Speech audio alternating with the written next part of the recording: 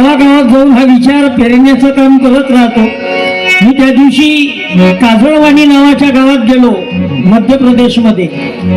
कार्यक्रम झाल्यावर काही लोक मला भेटले, म्हणे तुषार भाऊ आम्ही तुमचे कार्यक्रम युट्यूबवर ऐकतो, आज 8 किलोमीटरहून आम्ही तुमचा कार्यक्रम पाहिले आलो, आम्हाला तुम्हाला एक प्रश्न विचारायचा आहे म्हणे. म्हटलं बा विचारा. त्यांना इतका खतरनाक प्रश्न विचारला सर मला.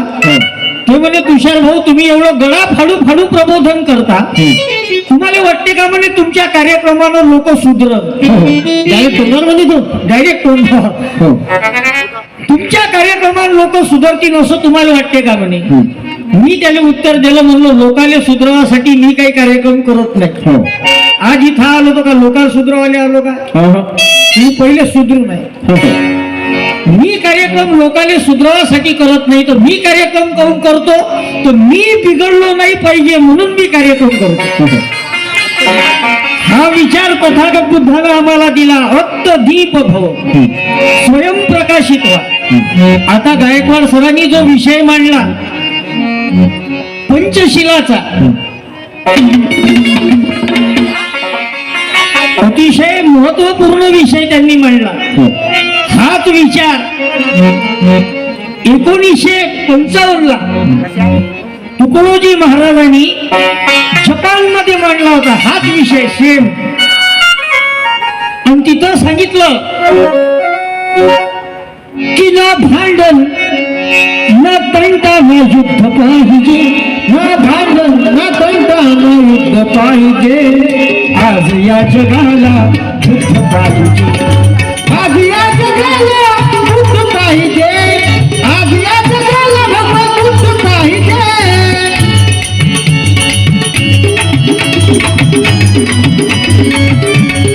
हा तथागताचा विचार, या महापुरुषांचा विचार तुम्हाला आम्हाला समजून घ्यावं लागेल.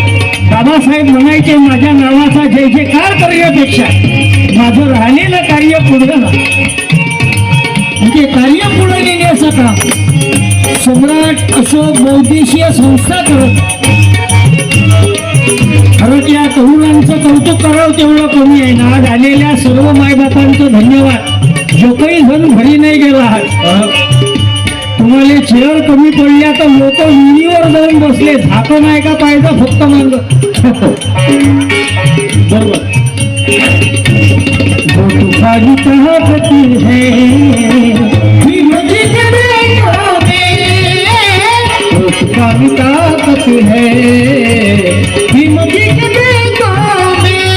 महापुरुष समजून घेण्याचा विषय आहे. नाही तर काही काही लोकांचं जीवन समजून घेण्यातच लंब झालं.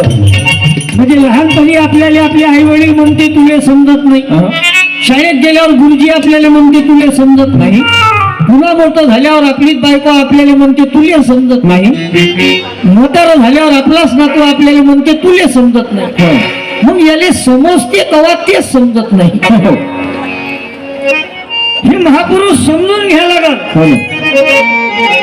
रमाईचं जीवन जर आपण जर अभ्यासलं तर आपल्या लक्षात येईल काय त्याग आहे, काय सेवाभाव आहे. आता त्यागाबद्दल सरांनी सुद्धा सांगितलं.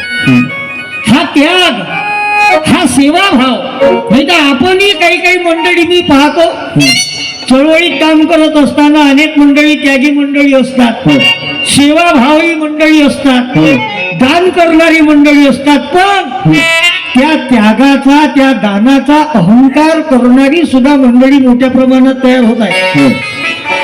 हा चिंतेचा विषय आहे. सेवेचा अहंकार नाही आला पाहिजे, त्यागाचा अहंकार नाही आला पाहिजे. नाही तर एका माणसानं मंदिर आले का नाही सर, पंखा सप्रेमेट दिला, सिलिंग फॅन तिथं भजन होय म्हणून त्या माणसानं पंखा सप्रेमेट दिला. तिथं बायाचं भजन होतं शनिवारी दिवशी.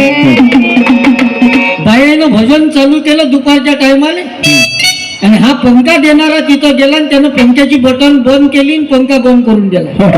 त्या बाया कातरून नाही का, साहजिक आहे. त्या बाया चिडल्या. त्या बाया म्हणे तुम्ही का पागल गिगल झाले का जी म्हणे, आम्ही इथं भजन करून राहिलो, तुम्ही पंखा बंद काऊन केला म्हणे. तर तो पंखा देणारा माणूस म्हणे अजी म्हणे पंखा मी सप्रेम भेट दिला. बाया म्हणे अजी पंखा सप्रेम भेट दिला तर हवा लागासाठीच दिला म्हणे. आम्ही हवाच घेऊन राहिलो म्हणे, काही चुकीचं थोडीच काम करून राहिलो, तुम्ही ना पंखा काऊन बंद करता म्हणे तुम्ही. तर हा पंखा देणारा माणूस त्या बायाला म्हणे अजी म्हणे पंखा मी याच्यासाठी बंद करत आहो म्हणे, कारण या पंख्याच्या पात्यावर म्हणे मा नाव लिहिलं आहे म्हणे. हा गरगर फिरला का मा नाव काही तुम्हाला दिसत नाही म्हणे, म्हणून हा पंखा मी बंद करतो. असे नावासाठी मरी मरणारे लोक, हे लोक चळवळ करून येते का नाही, हे सत्यानाश करतील. म्हणून हा आम्हाला या त्यागमूर्ती रमाई जयंतीच्या निमित्तानं हा विचार सोबत घेऊन जायचा आहे. आमच्यामध्ये तो त्याग, आमच्यामध्ये तो सेवाभाव निर्माण झाला पाहिजे, कारण हे जीवन छोटस आहे. या जीवनाचं कॅल्क्युलेशन कसं आहे सर, 1 वर्षापासून तर 10 वर्षापर्यंत लोक विचारतात वय किती, हे कॅल्क्युलेशन आहे जीवनाचं. 10 वर्षापासून तर 20 वर्षापर्यंत लोक विचारतात मार्क किती, 20 वर्षापासून तर 30 वर्षापर्यंत लोक विचारतात पगार किती, 30 वर्षापासून तर 40व्या वर्षापर्यंत लोक विचारतात मुलं बाळ किती, 40व्या वर्षापासून तर 50व्या वर्षापर्यंत लोक विचारतात संपत्ती किती, इस्टेट किती, 50व्या वर्षापासून तर 60व्या वर्षापर्यंत लोक विचारतात शुगर बीपी किती, 60 वर्षापासून तर 70व्या वर्षापर्यंत लोक विचारतात पेन्शन किती.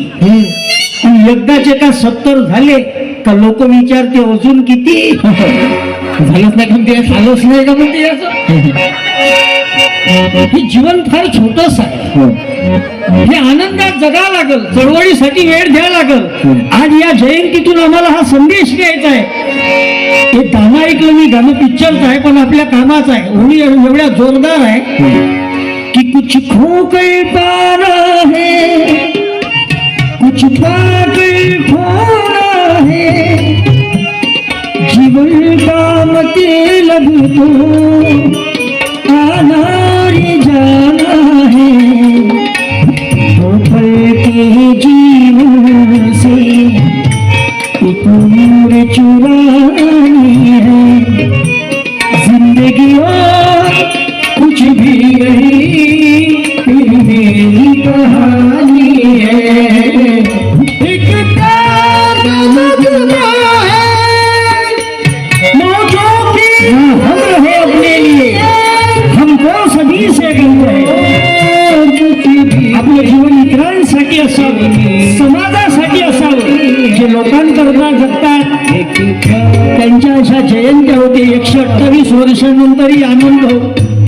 रमाई जयंती, 350 वर्षानंतरही छत्रपती शिवाजी महाराज जयंती, सम्राट अशोक जयंती, बाबासाहेब आंबेडकर जयंती, महात्मा फुले जयंती, संत रविदास जयंती, अण्णाभाऊ साठे जयंती, तुकाराम महाराज जयंती, जगनाडे महाराज पुण्यतिथी, गाडगे बाबा पुण्यतिथी, आपली 13वी यायची जयंती. हे लोकांसाठी जगले, आपण फक्त स्वतः करता जगतो. बाल्याची माय, बाल्याचा बाप, बाल्या बालीन दाबायदाची खोली. आता घरच्या घरातच सुरू आहे ते की तेरे नैनो मेरे नैनो से मिठी मिठी बात करते हैं. हे स्वतः करता त्याचं एक दिवस स्मरण होते, म्हणजे लोकांसाठी जगतात त्यांचं स्मरण होते. बाबासाहेबांचे आधी स्मरण होते का, कारण हे लोकांसाठी जगले. आचरण जोरदार होतं बाबासाहेबांचं, बरोबर, म्हणून लोक मानतात.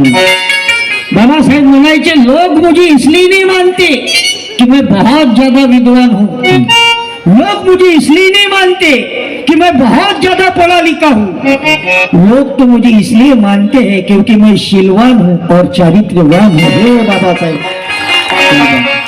बाबा कसा असावा याचं सुंदर उदाहरण म्हणजे भीम बाबा.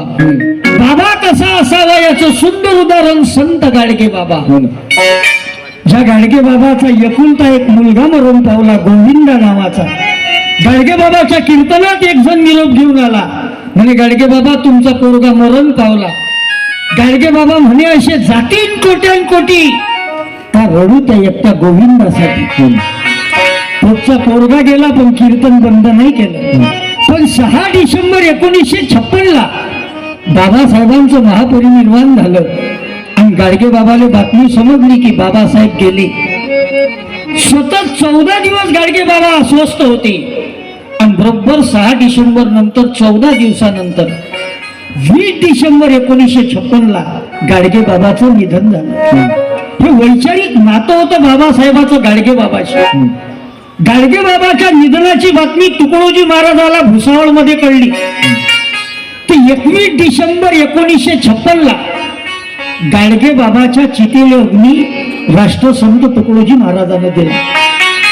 महाराज कसा असावा याचं सुंदर उदाहरण गाडगे बाबा. हे दोन्ही संत असे जोरदार होते. एक महिंद्राचं मॉडेल आणि एक टाटाचं model. Full average full pickup. Gadge Baba Tukdoji Maharaj आज अभ्यासात बसलेले आहेत. महाराजाच्या विचाराचे ज्ञानेश्वर दादा रक्षक टाळी वाजवा एक वेळा त्याच्या करता. कारण विदर्भ हिरे दोन चमकले जनता केली राजी. विदर्भ हिरे दोन चमकले जनता केली राजी. एक बाबा डेबूजी एक बाबा तुकडोजी. एक बाबा डेबूजी एक बाबा तुकडोजी. एक बाबा डेबूजी एक बाबा तुकडोजी. जसे विदर्भात हे 2 संत झाले तसे कोकणामध्ये हे 2 महापुरुष झाले. तुम्ही ते गाणं ऐकलंच असेल. दोनच राजे इथे गाजले कोकण पुण्यभूमीवर.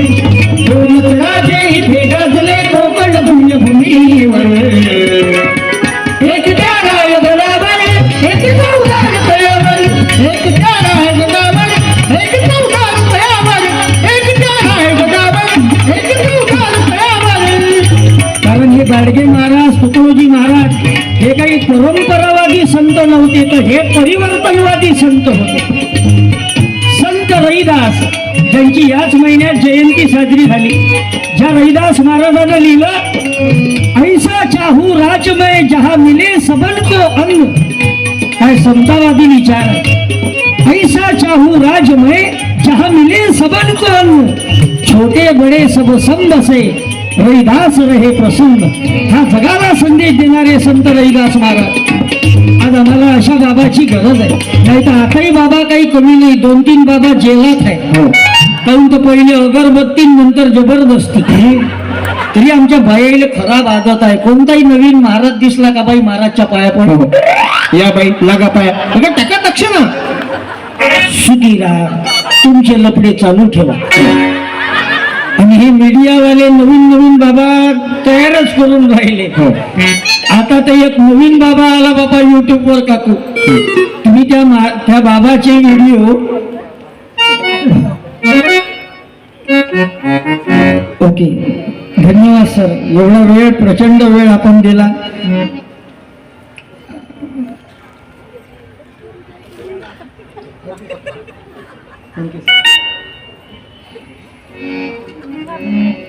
एकदा तामगाडगे सरांसाठी आणि त्यांच्या आई करता आपण सर्वांनी टाळ्या वाजवून त्यांचा आभार मानूया.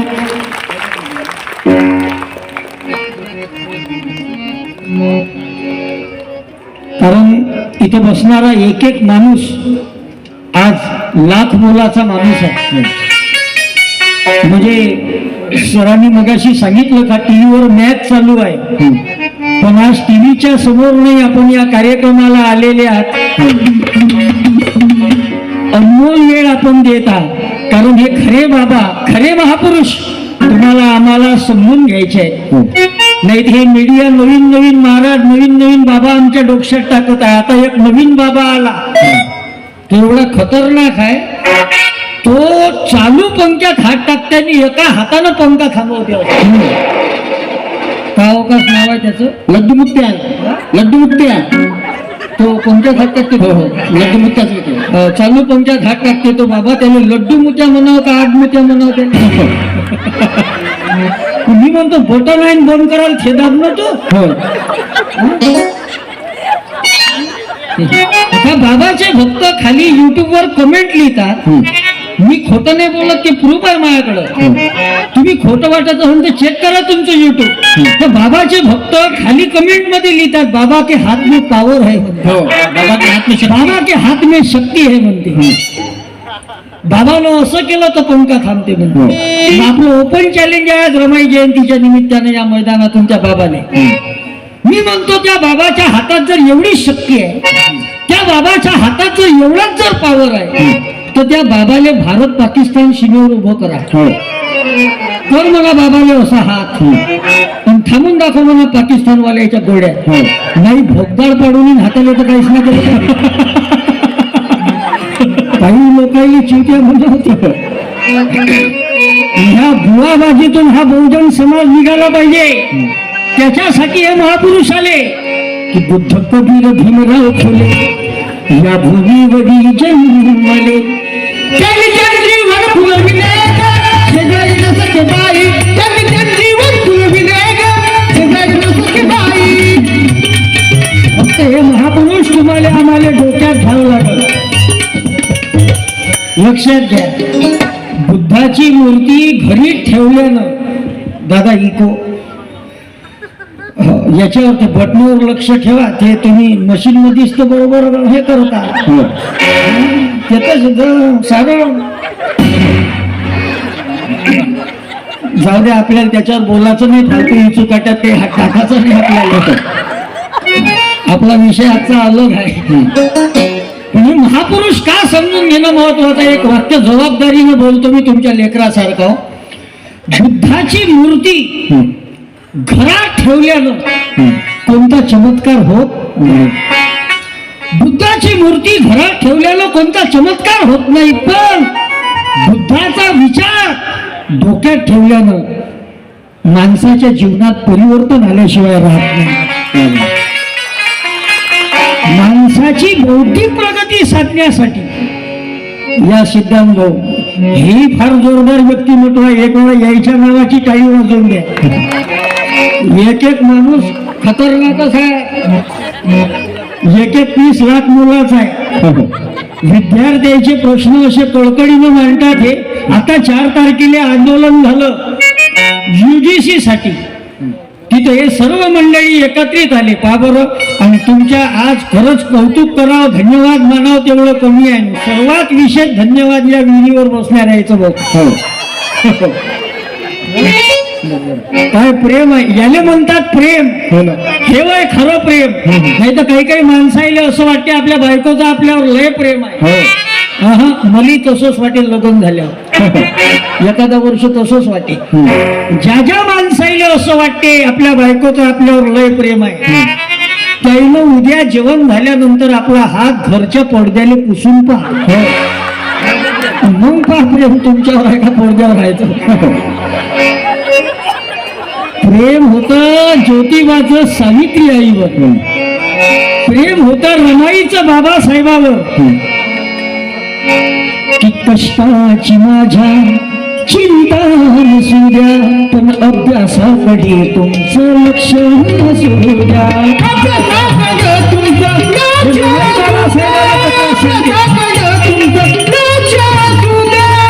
तुम्ही खूप शिकावं आणि विजयी व्हावं.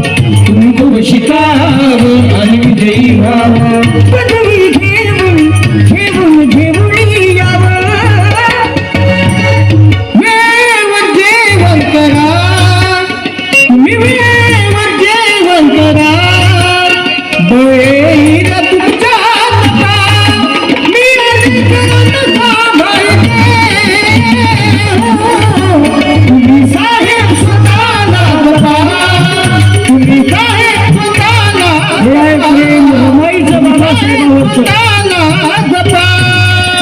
पत्रातली देवमा माझी चिंता न करिता शिका.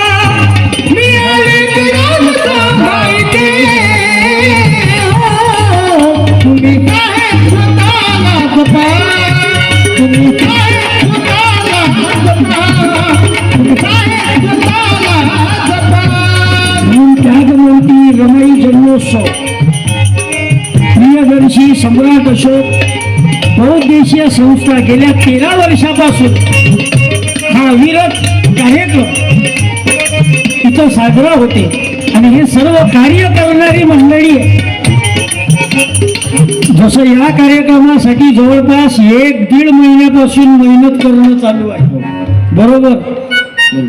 आणि वर्षभर कार्य चालूच राहते. जसं मेडिकलचं उदाहरण आहे, इथून हाकेच्या अंतरावर मेडिकल कॉलेज आहे.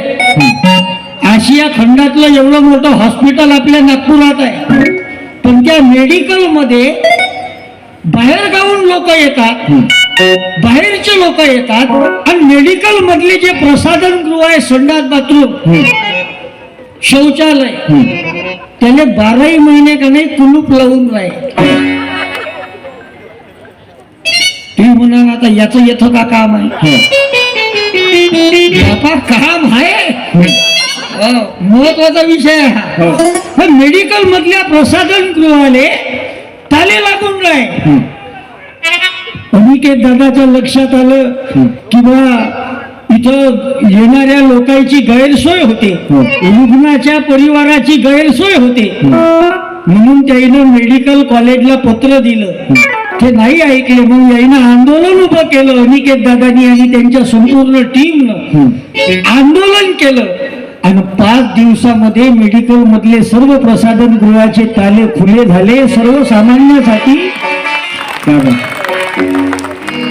तसं प्रत्येकानं लढलं पाहिजे, अन्यायाच्या विरोधात बोललं पाहिजे. का बरं बोलावं लागेल? त्याचे कारण आहे, जुलम का साया है लब खोलेगा कौन. जिधर उधर जुलम का साया है लब खोलेगा कौन. अरे हम भी चुप रहे तो फिर बोलेगा कौन.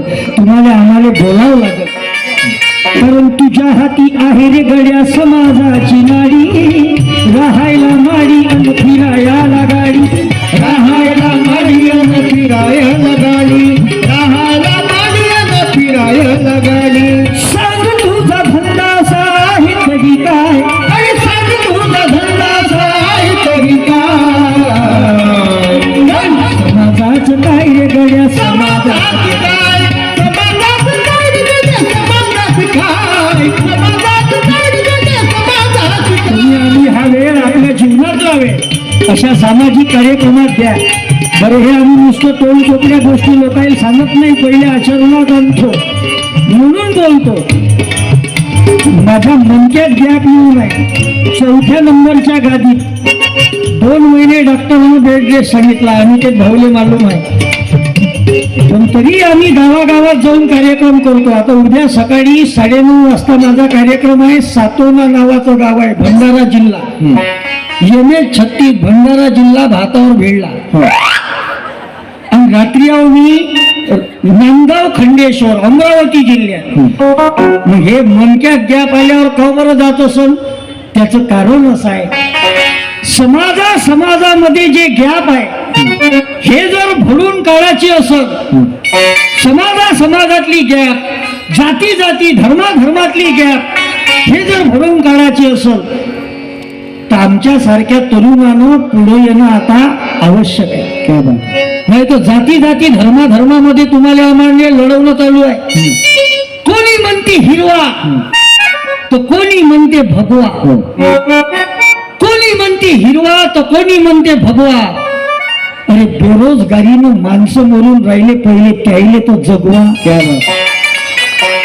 ज्या मूळ समस्या तुमच्या आमच्या आहे त्याच्यावर कोणी बोलायला तयार नाही. तुम्हाला आम्हाला लढवते.